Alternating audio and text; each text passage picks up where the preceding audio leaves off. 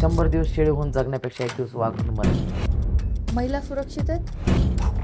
तक्रारच नाही तर सुरक्षित कसल्या? शहराचा विकास खरंच झाला असं वाटतं तुम्हाला? समाजात तेढ निर्माण करणं एवढंच एक काम आहे. यांना यांचे धंदे चालवायचे, यांना यांची दुकानं चालवायची आणि म्हणून त्यांचं नाव वापरतात. 15,500 कोटीचं कर्ज आहे, हे कोणाच्या काळातलं आहे? हे भाजपच्या काळात. मी तेव्हाही घाबरले नाही, मी आजही घाबरत नाही, इथून पुढे पण मी घाबरत नाही.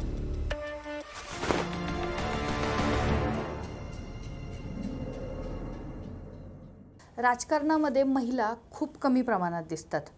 ज्या आहेत त्या स्वतः कारभार करत नाहीत असं सुद्धा काही ठिकाणी पाहायला मिळतं.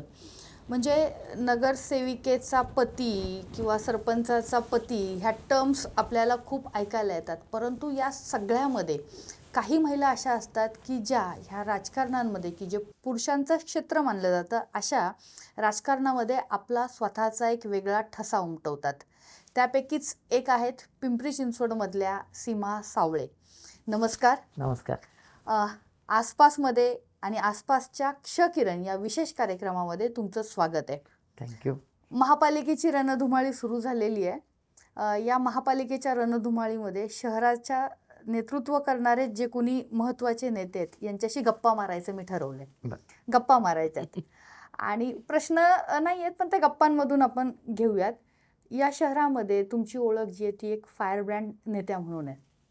तुमची राजकीय कारकीर्द किंवा तुम्ही सभागृहामध्ये जेव्हा पहिल्यांदा आलात त्यावेळेचं तुमचं कामकाज आणि आत्ताचं कामकाज हे या शहराने अनुभवलेलं आहे. या सगळ्या परिस्थितीमध्ये सुरुवातीचं राजकारण आणि आत्ताचं राजकारण काय फरक वाटतो?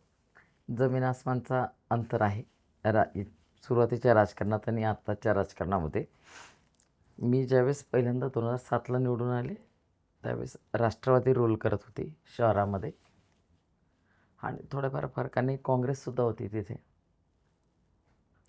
आम्ही फार सेना भाजपच्या बोटावर मोजणे इतके लोक निवडून यायचो. परंतु बोलण्याचा अधिकार होता. म्हणजे माझ्या बाबतीत म्हणाल तर मी 40-45 मिनटं सभागृहात बोलायचे आणि ते बोलत असताना अख्खं सभागृह ऐकून घ्यायचं. ते काय त्याच्यावरती कारवाई करतात हा विषय नव्हता, परंतु ऐकून घेण्याची जी मानसिकता होती आणि बोलण्याची संधी मिळत होती. बोलण्याची संधी. मी तर म्हणेन मी विरोधी पक्षात होते. अत्यंत बोटावर मोजण्या इतके लोक मी निवडून यायचो. निवडणूक लढून निवडून आल्यानंतर सभागृहात तुम्हाला संधी मिळणं आणि संधी मिळाल्यानंतर स्थानिक वृत्तपत्राने ते छापणं म्हणजे माझं नेतृत्व खरं तर विरोधी पक्षानेच म्हणजे त्यावेळेचे सत्तारूढ त्यांनीच मोठं केलं असं म्हणायला हरकत नाही. कारण की ती जी बोलण्याची मुभा होती, जी लोकशाही होती ती त्यांनी जिवंत ठेवली होती. आणि नो डाऊट की त्यांनी ती जिवंत नसती ठेवली तर आज ही सीमा सावळे तुम्हाला दिसली नसते. आणि त्यामुळे तो फरक आहे तो जमीन आसमानचा फरक आहे. मी एक सांगते, सीमाताई आत्ता ज्या सत्ताधाऱ्यांबद्दल त्यावेळच्या बोलत आहेत ते सत्ताधारी आत्ता विरोधात आहेत. आणि आत्ता महापालिकेमध्ये ज्यांची एक हाती सत्ता होती त्या भाजपमध्ये तुम्ही काम केलंय. भाजपमध्ये खूप जोरात इनकमिंग सुरू आहे, मेगा भरती सुरू आहे आणि असं असताना तुम्ही ऐन निवडणुकीच्या तोंडावरती भाजपला रामराम केलाय. तसं मी 2019 पासूनच मी अलिप्त होते. या शहराची पहिले जडणघडण आपण समजून घेऊया. ती जडणघडण अशी आहे की इथे बाहेरचा आणि गावाला हा वाद आहे आणि त्या वादातनंच सेना भाजपची उत्पत्ती आहे. म्हणजे त्यांचं नेतृत्व त्या वादावरतीच वर आलेलं आहे. त्यातली एक मी सुद्धा आहे. घुसमट होत होती आणि म्हणून मी खरं पक्ष बदलण्याचा निर्णय घेतला होता. योग्य वेळेची वाट पाहत होते आणि ती योग्य वेळ मला चालून आली. आता भाजपकडनं जे काही तो ओघ आपण पाहतो एकतर मला त्या सगळ्यांना सांगायचं आहे की त्यांना जे काही वाटतं की ओके भाजपमध्ये गेलो म्हणजे मी निवडूनच येईल आणि त्यांचं असं मत आहे की त्यांनी काम नाही केलं तरी ते निवडून येतील. मग अनेक लोक खाजगीत बोलताना सांगतात नाही मग मशीन मॅनेज आहे आणि मग इकडे लढून काय करायचं, आम्हाला तिकडेच गेलेलं बरं आहे. तर मला काय ते सत्ता आली पाहिजे किंवा सत्तेतलंच पद पाहिजे अशातला काही भाग नाही. जर तुम्हाला लोकांच्यासाठी काम करायचं असेल तर तुम्ही वार्डात निवडून आला तरी इनफ आहे तुमच्यासाठी काम करणं. कारण ती काम करण्याची क्षमता तुमची असली पाहिजे आणि त्या सगळ्या ह्याच्यात नाही झालेले म्हणजे काय म्हणतात ना प्रवेश आहेत. आणि दुसरं असं की मी मगाशी म्हटलं की तुम्ही जसं विचारलं की तुम्ही का म्हणजे लोक येत आहेत आणि तुम्ही तुम्ही गेलात, बाहेर गेलात. तुम्ही बाहेर गेलात. तर ज्यावेळेस जास्त गर्दी होते ना, तर त्यावेळेस आपला पण जीव गुदमरायला लागतो. स्थानिक नेतृत्वाशी वाद आहे का, तर आहे. त्यांची एकाधिकारशाही आहे आणि प्रचंड दबाव तंत्र वापरलं जातं. काही बोललं तरी तुम्ही म्हणजे काय म्हणतात ना, किडामुंगी आहात. हं. तर तुमच्या मताला काही किंमत नाही.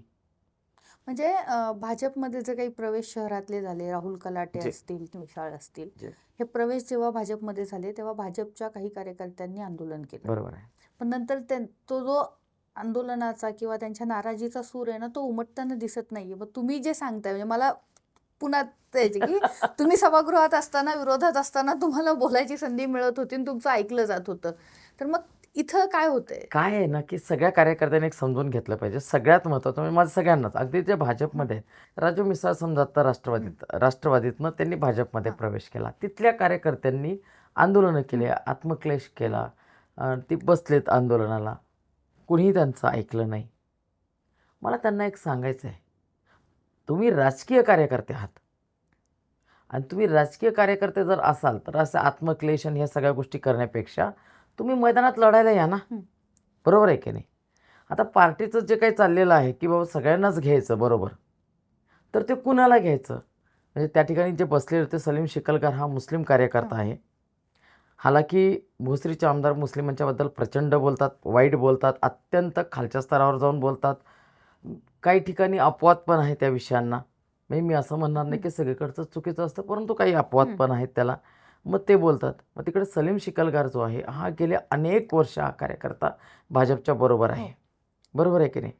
मग तिकडे इनामदार म्हणून कार्यकर्ते आहेत, इंडस्ट्रियलिस्ट आहेत, मोठा माणूस आहे. तेही अनेक वर्ष या या हिंदुत्वाच्या विचाराशी जुळलेले आहेत. तिथे जे काही मला जे चेहरे माहिती आहेत, ते सगळे चेहरे मी चांगल्याने मला माहिती आहे, की हे अनेक वर्ष हिंदुत्ववादी विचारामध्ये यांनी काम केलेलं आहे. आणि त्यांचं असं होतं की बा आमच्यापैकी कुणालाही द्या. मग ते अगदी आर.एस. कुमार जे आहे ते मागच्या 9 वर्षापूर्वी भाजपला जॉईन झाले होते. आमच्यापैकी कुणालाही द्या, पण द्या. तिकीट द्या, बाहेरचं आम्हाला नको आहे. त्यांनी जो काही विरोध केला आणि त्यांच्या विरोधाला कुणीही म्हणजे अगदी मीडियाने सुद्धा त्यांना दाद दिली नाही. आणि ही ज्यावेळेस दाद मिळत नाही, ज्यावेळेस त्याची चर्चा बाहेर होत नाही, एकतर काय झालं की राजकारण म्हटलं की पैसा आणि पैसा म्हटला की तो कुणाकडे आहे ते सगळ्यांच्या लक्षात येतं. आणि म्हणून असे जे कार्यकर्ते आहेत, ज्यांनी मनापासून भाजपची सेवा केली, ज्यांनी मनापासून म्हणजे ज्यावेळेस हिंदुत्व एका शिवीसारखा समजला जात होता, त्यावेळेस आम्ही या पार्टीत काम करत होतो. त्यावेळेस आम्ही पार्टीत काम करतो. TRPवाले हिंदुत्ववाले जे आलेत ना आत्ताचे, त्यांच्याशी मला काही घेणं देणं नाही आहे. त्यांच्याशी मला काही घेणं देणं नाही आहे. कारण का त्यांचं कसं आहे, जिथं गुळ खोबरं तिकडे ते ते जातातच. जातात. काँग्रेस होते, काँग्रेसमध्ये ते होते, मग राष्ट्रवादीची सत्ता आली, राष्ट्रवादीत गेले, मग भाजपची आली, मग भाजपमध्ये गेले. उद्या मे बी भाजपची नसेल, परत राष्ट्रवादीला, हे राष्ट्रवादीत जातील, तिथं जाऊन ते सांगतील आम्ही किती पुरोगामी आहोत म्हणून. त्यांचं काही फार काही मनावर घेण्यासारखं नाही आहे. परंतु आमच्यासारखे जे लोक आहेत, ज्यांनी 25-25 वर्ष या हिंदुत्वाच्या विचारांमध्ये काढले होते, आज त्यांना सगळ्यांना रस्त्यावरती काढलेलं आहे. तुम्ही शहरभरात जर पाहिलं तर एकही जेवढे जुने लोक आहेत, कोणालाही तिकीट देत नाही आहेत आणि ते बंडही करत नाहीत. बंड ही करायचं भाजपच्या जवळपास सगळ्याच सगळ्या कार्यकर्त्यांची अवस्था झालेली आहे. तुम्ही अनेक वर्ष म्हणजे जवळपास 25 वर्ष या शहराच्या राजकारणाच्या केंद्रस्थानी आहात. हे शहर वाढताना तुम्ही बघितलेलं आहे. पण 2006 नंतर हे शहर खूप झपाट्यानं झपाट्याने वाढत वाढलं. गेलं. पण मग पुन्हा 2014 नंतर 2017 नंतर नेमकं काय झालं की या शहरामध्ये एकही मोठा प्रोजेक्ट आलेला नाही. शहरातले मोठे रस्ते होते, ते रस्ते कमी होत झालेले आहेत. वाहतूक कोंडीमध्ये लोक वैतागलेले आहेत, अक्षरशः वैतागलेले आहेत. दुसरं 24/7 पाणी पुरवठा होणार असं आश्वासन दिलं गेलं होतं. पाहुणा तो सगळा जलवाहिनीचा, त्यातनं काय काय झालं हे सगळं बघितलं. नेमकं काय झालं? शहराचा विकास खरंच झाला असं वाटतं तुम्हाला? कारण तुम्ही जास्त अधिकारानं मगाशी सांगू माझे 2 शकाल. मुद्दे सुटले त्यामध्ये. म्हणजे मी तुम्हाला सांगेल की मी 17ला चेअरमन झाले, 18-19ला गायकवाड होत्या नगरसेविका, त्या चेअरमन झाल्या. 20-21ला 19-20ला विलास मडिगिरी मडगिरी. चेअरमन झाले. आता प्रवेश कुणाला द्यावा हे सर्वस्वी पक्षावरती अवलंबून आहे. विलास मडिगिरीची जडणघडण ही पूर्णपणे हिंदुत्ववादी पक्षातली आहे, त्यात नो डाऊट, कोणी त्यावर शंका घेण्याचे काही कारण नाही. ज्या मडिगिरींना त्यांच्या केबिनमध्ये राहुल कलाटेंनी आणि त्यांच्या सहकाऱ्यांनी मारहाण केली होती चेअरमन असताना, अगदी त्या टिपॉयच्या आणि त्या सोफ्याच्या मध्ये घालून त्यांना मारलं होतं, आज त्या लोकांचा पक्षात प्रवेश होतो. त्या लोकांचा पक्षात प्रवेश होतो. अत्यंत क्लेशदायक आणि संतापजनक घटना आहे. परंतु हा संताप कुणी व्यक्त करायचा? तो सीमा सावेने का व्यक्त करायचा? तो विलास मडिगिरीने व्यक्त केला पाहिजे, जुन्या जाणत्या सगळ्या कार्यकर्त्यांनी व्यक्त केला पाहिजे.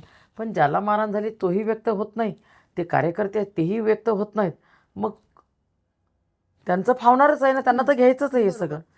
ते दुसरं एक प्रवेश त्यांनी केला आहे की आशाताई सूर्यवंशी ह्या 2007ला माझ्याबरोबर नगरसेविका होत्या.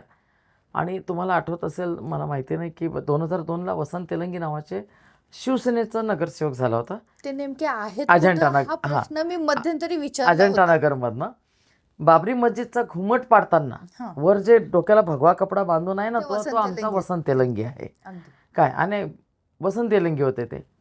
त्याचबरोबर मला वाटतं मुलायम सिंगांना ज्यावेळेस चाकू वगैरे लावला होता त्या कार रथयात्रेमध्ये कार सेवा यात्रेला, त्यावेळेस सुद्धा ते होते. ते होते. मग आणि नेमकाच त्या आशा सूर्यवंशी 2007ला, म्हणजे ते 2002ला नगरसेवक झाले, 2007ला जेव्हा दुसरं इलेक्शन आलं त्यावेळेस त्या आशाताई सूर्यवंशीच्या विरोधात त्यांनी त्यांची भावजळ उभी केली आणि ते स्वतःही उभे राहिले. त्यावेळेस त्यांच्यावरती अगदी, म्हणजे उद्या सकाळी मतदान आहे, आज रात्री पहाटे 3 वाजता त्यांना उचललं गेलं, त्यांच्यावरती 307चा आरोप लावला गेला, वसंतला कोठडीत टाकलं.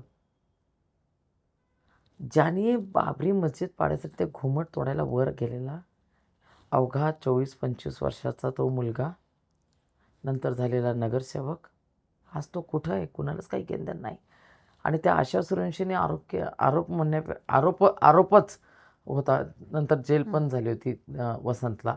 परंतु म्हणजे ज्यांनी सांगितलं होतं बा याच्यावरती तुम्ही जीवघेणा हल्ला केला, तो व्यक्तीसुद्धा पोलीस स्टेशनला आला होता की मला वसंत तेलंगीने मारलेलं नाही, मी इथे आहो तुमच्या पुढे, त्यांना सोडा म्हणून.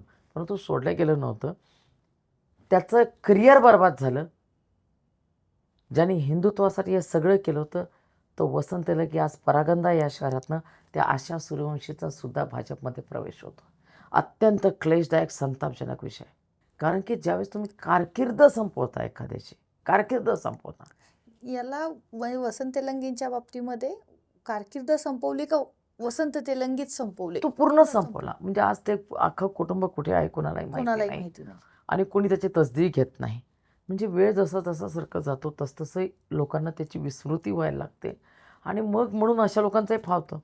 आता ताजं उदाहरण मी तुम्हाला सांगितलं विलास मडिगिरींचं, तेही विस्मृतीत गेले का?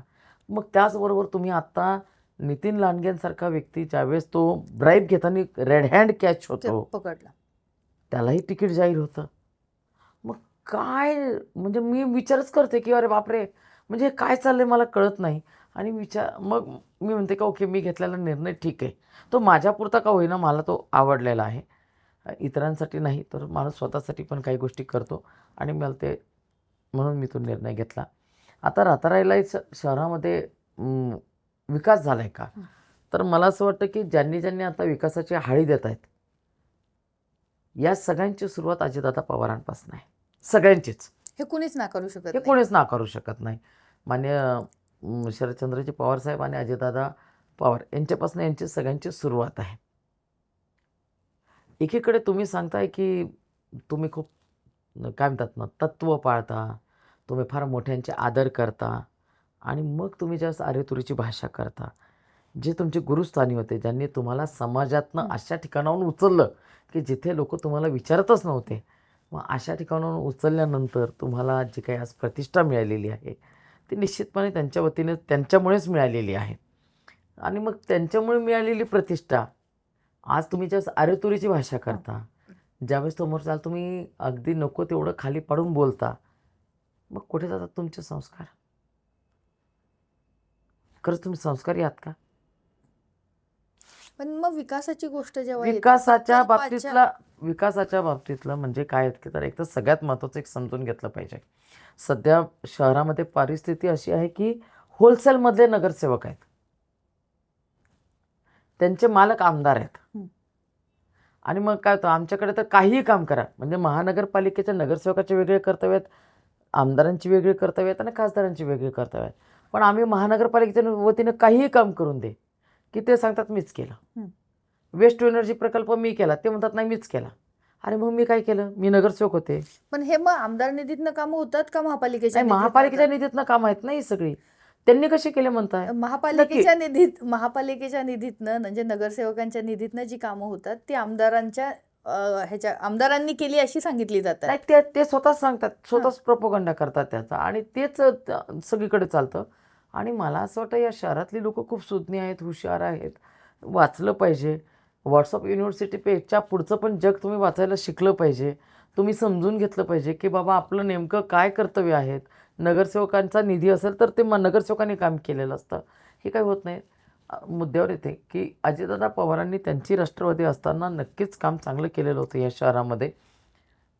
नाही केलं असं म्हणता येणार नाही, परंतु त्यावेळेससुद्धा मी त्यांच्यावरती सुद्धा मी टीका केली होती. मी टीका आजही नाकारत नाही. मी आजही ती टीका नाकारत नाही, कारण की जे चुकलं चुकीला चूक म्हणण्याची माझी ताकद आहे.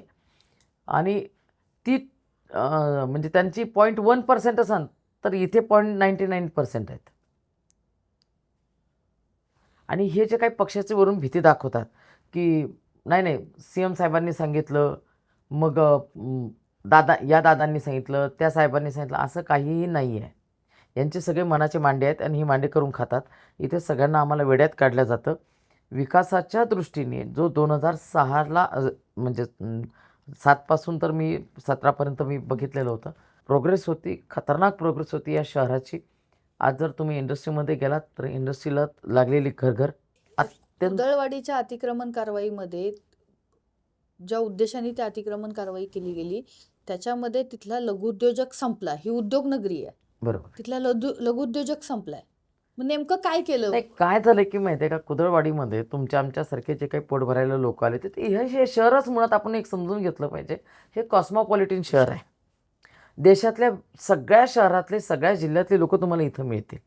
आणि हे कॉस्मोपॉलिटन शहर जे आहे, या शहरातनं मग हिंदू मुसलमान सगळ्या जाती धर्माची लोक इथे आलेली आहेत. आणि त्या ठिकाणी कुदळवाडीमध्ये फक्त काही मुस्लिम होते अशातला काही भाग नाही. स्वतः पोलीस कमिशनर जे त्या तत्कालीन पोलीस कमिशनर यांनी तर 10,000 जनसमुदायापुढे भाषण केलं होतं राजकीय कार्यकर्त्यासारखं की मला इथे एकही काय म्हणतात ते बांगलादेशांना काय बांगलादेशी नाही रोहिंग्या रोहिंग्या ते सापडलेलं नाहीत.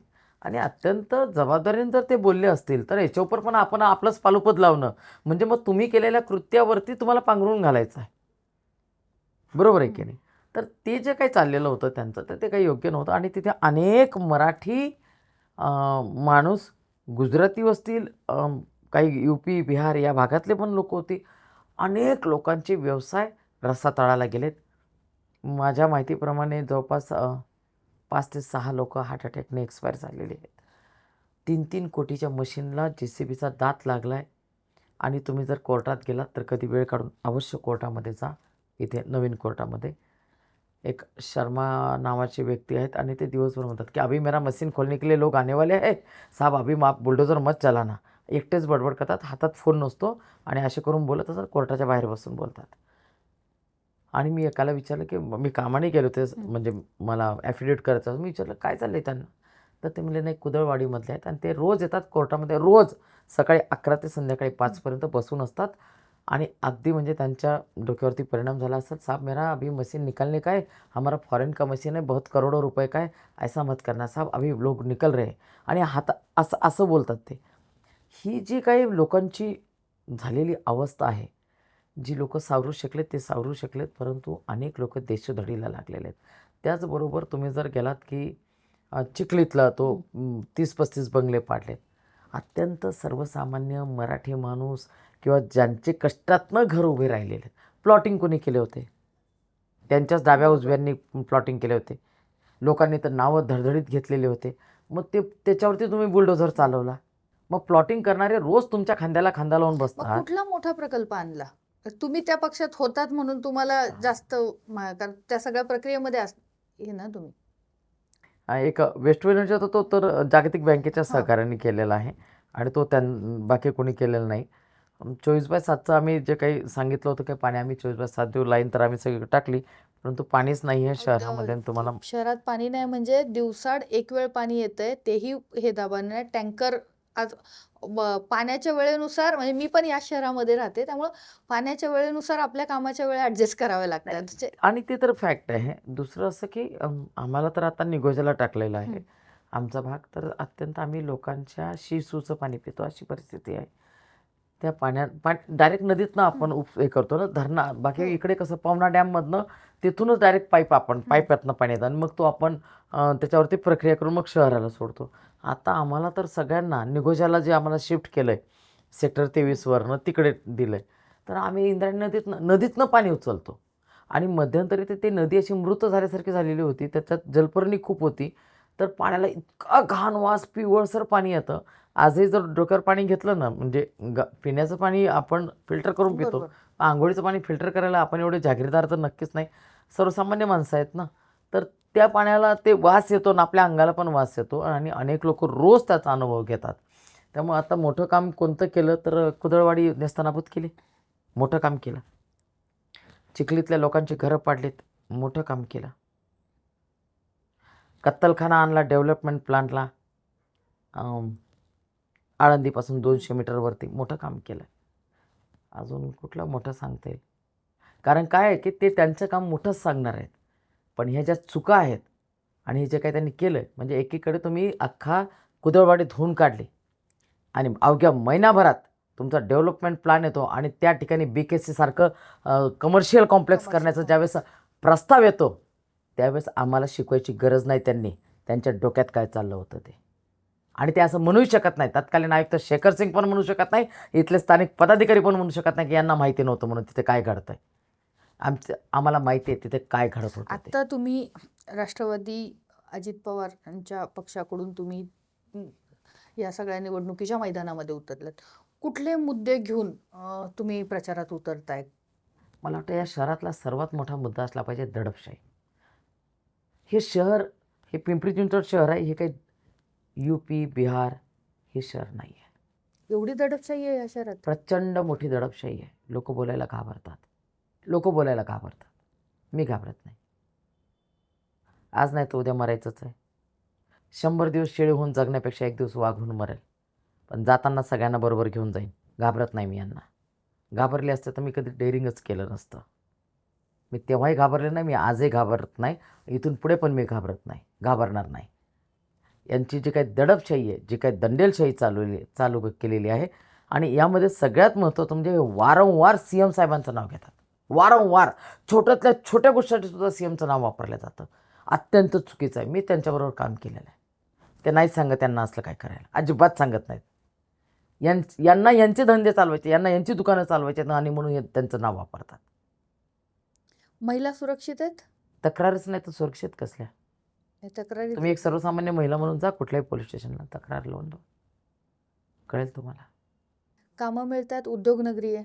अनेक लोकांचे तर कंपन्यांवरती अतिक्रमण केलेत, ताबे मारलेले आहेत, मोकळ्या जागांवरती ताबे मारलेले आहेत, महानगरपालिकेच्या ताब्यातल्या जागांवरती ताबे मारलेले आहेत, ठिकठिकाणी ट्रक टर्मिनल्स उभे केलेले आहेत, उघड्या ट्रकवरती ट्रेलरवरती बाया नाचवल्या जात आहेत रात्रीच्या वेळेस.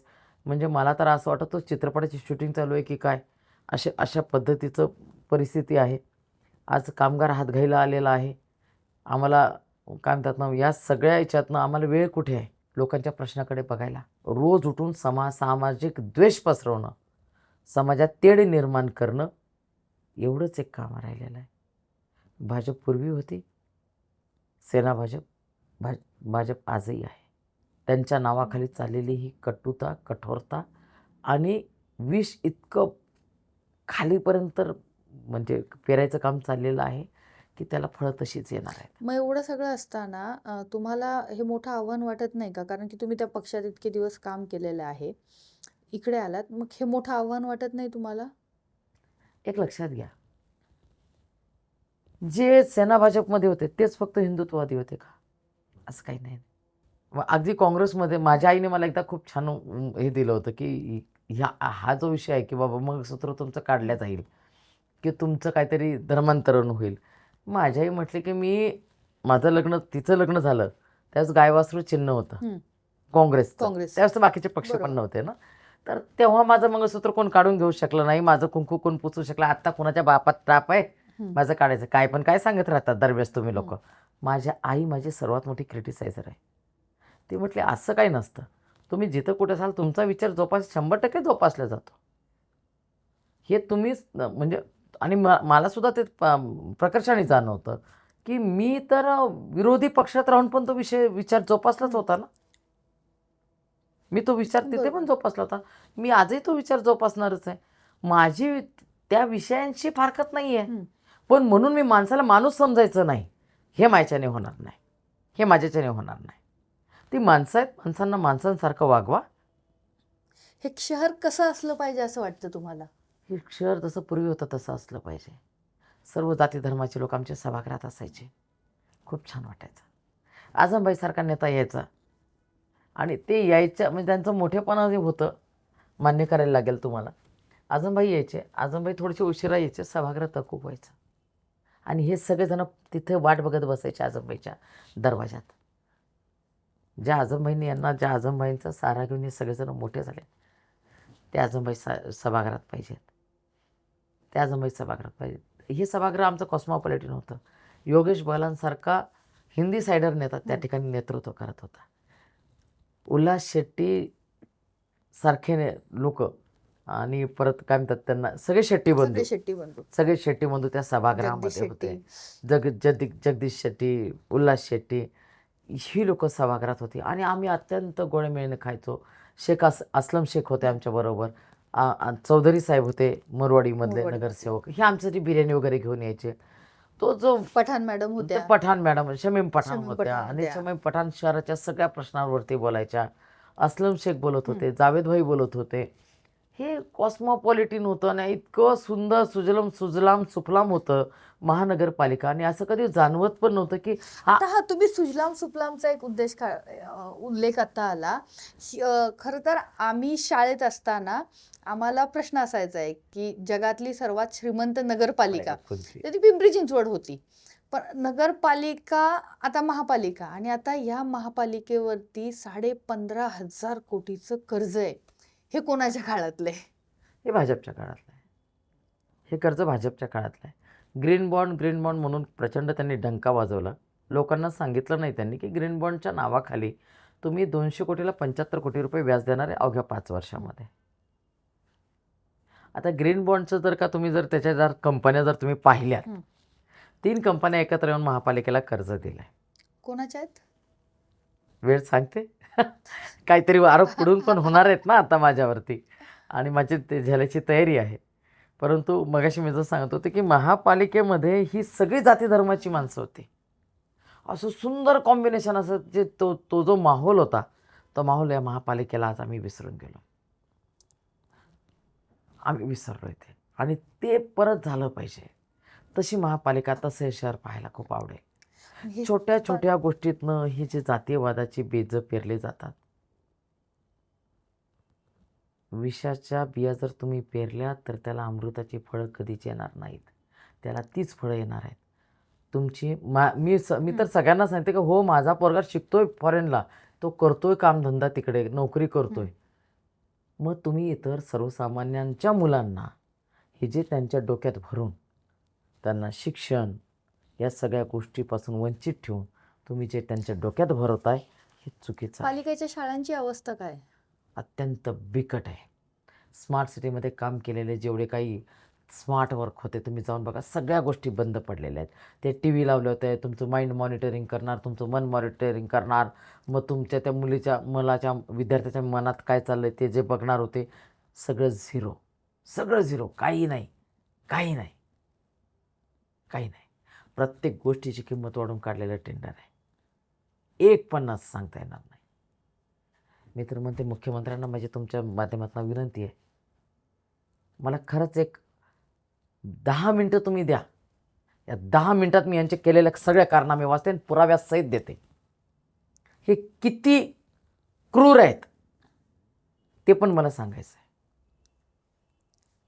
धमक्या देताना, दडपशाही करताना हे अंगावर येतात. अंगावर बायकांच्या म्हणजे वाटेल त्या भाषेमध्ये लँग्वेज वापरल्या जाते. मला खरं मुख्यमंत्र्यांनी वेळ द्यावी. माझी विनंती आहे त्यांना. तुमच्या माध्यमातून विनंती करते मुख्यमंत्री साहेब, मला खरं वेळ द्या. हे जे काही चाललेलं आहे, तुम्ही म्हणजे आपण 2017ला ज्यावेळेस इथं सत्ता घेतली होती ना ताब्यात, तर मला असं वाटलं होतं की खूप काहीतरी वेगळं काम करता येईल. वेगळं करण्याच्या नादात इतकं वेगळं झालो आहे की आता स्वतःलाच ओळखायला येत नाही. तर या होत्या सीमा सावळे. अ, पूर्वी ज्या पक्षात होत्या, म्हणजे ज्या सत्ताधारी पक्षामध्ये त्या होत्या, त्या सत्ताधारी पक्षामध्ये काय घुसमट झाली आणि या शहराच्या विकासाचे जे मोठे मोठे दावे केले जात आहेत, मोठमोठे प्रकल्प आणल्याचं सांगितलं जात आहे, शहर विकासाच्या प्रगतीवरती आहे असं सांगितलं जात आहे. असं असताना त्या पक्षामधली होणारी घुसमट, प्रकल्पांच्या नावाखाली केलेला भ्रष्टाचार, या सगळ्यांचा पोलखोल जो आहे तो सीमाताईंनी केलेला आहे. आणि त्यातला हे सगळ्यात एकच मुद्दा फक्त आठवते की सर्वसामान्य लोकांना एक विनंती आहे की आत्ता भाजपमधले झालेले प्रवेश बघा. जो माझा बाहेरून कामगार म्हणून या ठिकाणी आला होता, त्याला कोणालाही तिकीट बोटावर मोजण्या इतक्या लोकांना गेलेलं आहे, बाकी सगळ्यांना डावललेलं आहे. इथल्या गाववाल्यांची पण मी खूप तारीफ करते. का तारीफ करते की ते सगळेच, म्हणजे आम्ही म्हणतो की आम्ही 90% बाहेरची लोक आहेत, 10% फक्त गाववाले आहेत. ते गाववाल्यांनी आत्ता जो काही पायंडा लागलेला आहे की कुठल्याही कोणी असो, म्हणजे विनय तापकीरपासून आपण घेऊया. विनय तापकीर आणि काल प्रदीप आबा तापकीर ते भाजपमध्ये हो. गेलेत, पण तो गाववाला आहे, त्याला लगेच हां. एंट्री, त्याला लगेच तिकीट. जे गाववाले याच्यामध्ये होते, म्हणजे राहुल कलाटे असतील, संजय वागेरे पाटील असतील, जितके त्यांनी घेतले सगळेच, मला आता नाव आठवत नाहीत सगळ्यांची, वर्षी मोठी असल्यामुळे आठवले, पण या सगळ्यांच्यासाठीचं म्हणजे अगदी नवनाथ जगताप असेल, त्यांचं एक खूप सुंदर आहे. हं. हे मतदारांनी पण लक्षात घ्यायचं. हे गावकी भावकीचं हे राजकारण. गावकी भावकीचं राजकारण आहे. या शहरातलं दुसरं कुठलंही राजकारण इथं सक्सेस होऊ शकत नाही, कारण यांचं गावकी भावकीचं राजकारण आहे. आणि म्हणजे त्यामुळे कसं आहे की ते एकमेकांच्या विरोधात बोलतच नाहीत. बोलणारे आमच्यासारखे लोक आहेत. आणि मग काय होतं की मीडियाला काय वाटतं की फार कमी लोक बोलतात. अरे बाबा, कसं बोलणार? सगळीच ती नातेवाईक आहेत ना. ते मुली ते गावकी साठं भावकी लोटं. सोडून देत नाहीत ना कुठे बाहेर. साठं लोटं नाही, त्यांचं कौतुक पण केलं हो. पाहिजे. हे आहे आणि हे असल्यामुळे उद्या त्यांच्या शीर्ष नेतृत्व जे या शहरातलं आहे त्याच्या विरोधात ती लोक जाणारच नाहीत. त्यामुळे तुम्हाला न्याय मिळण्याचा प्रश्नच येत नाही. हे तुम्ही समजून घ्यायचं आहे. आता आमच्याकडे जसं काय सांगली साताऱ्याला मालक म्हणण्याची पद्धत आहे, ती आमच्याकडे येऊ पाहती आहे. आली एक किंबहुना मालक म्हणा. तू कोण आहे? तू वाडकरी आहेस, मालक म्हण. चालू झालंय, जास्त दूर नाही आहे. तर या होत्या सीमा सावळे, ज्या भाजपमध्ये होत्या, पण भाजपमध्ये काय नेमकी पक्षाच्या कार्यकर्त्याची घुसमट होती, ती घुसमट त्यांनी सगळी मांडली. आणि हे शहर, म्हणजे पूर्वी त्या शिवसेनेमध्ये होत्या, विरोधी पक्षनेत्या होत्या, त्यावेळेचे त्यांचे अनुभवसुद्धा त्यांनी सांगितलं. मधल्या काळामध्ये बदल किती मोठा झाला आहे. 2 टोकांवरती हे शहर आत्ता विभागलं गेलेलं आहे. ती जी 2 टोकं आहेत ती पुन्हा एकत्र यावीत असं त्यांना वाटतंय. आणि हेच मला असं वाटतं की सगळ्यात महत्त्वाचं आहे. त्याच्या वाक्य म्हणाल्या की हे शहर पुन्हा सुजलाम सुफलाम व्हावं आणि सगळ्यांचं प्रतिनिधित्व जे आहे, वेगवेगळ्या घटकांचं प्रतिनिधित्व जे आहे ते सभागृहामध्ये पाहायला मिळावं असं त्यांना वाटतं. आणि त्यासाठीच त्यांनी ऐन निवडणुकीच्या तोंडावरती जरी वेगळी वाट चोखाळली असली तरी ती कुठल्या मार्गावरती जाणारी आहे हे आपल्याला त्यांना ऐकल्यावरती कळतं.